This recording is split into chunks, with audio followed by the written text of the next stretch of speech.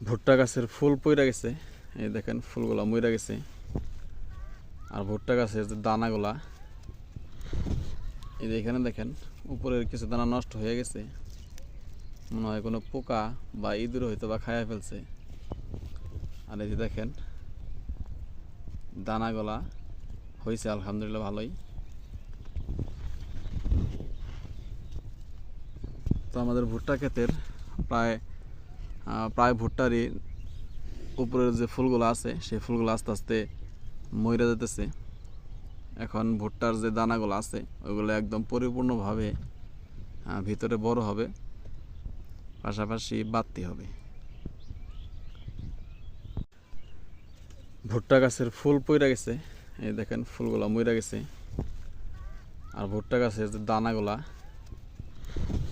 এই যে এখানে দেখেন উপরের কিছু দানা নষ্ট হয়ে গেছে, মনে হয় কোনো পোকা বা ইঁদুর হয়তো বা খাইয়া ফেলছে। আর এই যে দেখেন দানাগুলা হয়েছে আলহামদুলিল্লাহ ভালোই।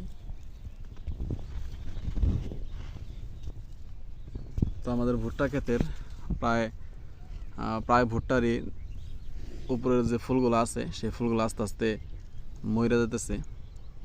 এখন ভুট্টার যে দানাগুলো আছে ওইগুলো একদম পরিপূর্ণভাবে ভিতরে বড় হবে, পাশাপাশি বাড়তি হবে।